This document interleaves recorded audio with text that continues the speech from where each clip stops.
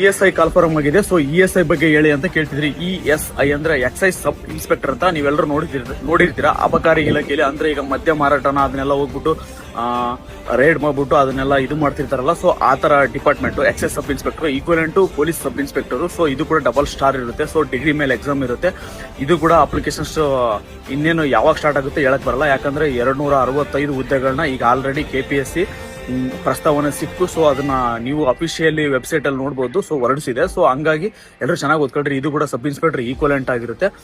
Degree qualifications ಆಗಿರುತ್ತೆ. ಮತ್ತೆ ಇದು ಕೂಡ ಪೇಪರ್ 1 ಪೇಪರ್ 2 ಅಂತ ಎಕ್ಸಾಮ್ಸ್ ಇರುತ್ತೆ. ಸೊ ನೀವೇನಾದ್ರು ಸಬ್ ಇನ್ಸ್ಪೆಕ್ಟರ್ ಆಗಬೇಕು, ನಮ್ದು ಹೈಟ್ ಇರ್ದಿಲ್ಲ ಅಂತ ಯಾರೆಲ್ಲ ಯೋಚನೆ ಮಾಡ್ತಿರ್ತಾರೋ ಸೊ ಇದಕ್ಕೆ ಅಪ್ಲೈ ಮಾಡಬಹುದು. ಯಾಕಂದ್ರೆ ಇದಕ್ಕೆ ಹೈಟ್ PSI ಗಿಂತ ಕಡಿಮೆ ಇರುತ್ತೆ. ಬಟ್ ಇದು equivalent to sub inspector. Sub inspector ಯಾವ ತರ ಪ್ರಮೋಷನ್ ಆಗಿ 3 ಸ್ಟಾರ್ ಆಗ್ತಾರಲ್ಲ, ಇನ್ಸ್ಪೆಕ್ಟರ್ ಆಗ್ತಾರಲ್ಲ, ಇದ್ರಲ್ಲಿ ಕೂಡ ಇನ್ಸ್ಪೆಕ್ಟರ್ ಆಗ್ತಾರೆ ಮತ್ತೆ DOSP ಆಗ್ತಾರೆ. ಸೊ ಒಂದು ಡಿಸ್ಟಿಕ್ ನೇ ನೋಡ್ಕೊಳ್ಳೋಷ್ಟು ಲೆವೆಲ್ಗೆ ಹೋಗ್ತಾರೆ. ಸೊ ಹಂಗಾಗಿ ಎಲ್ಲರೂ ಯೂಸ್ ಮಾಡ್ಕೊಂಡ್ರೆ ಈ ಪ್ರತಿಯೊಬ್ಬರು ಇನ್ಫಾರ್ಮೇಶನ್ ಯೂಸ್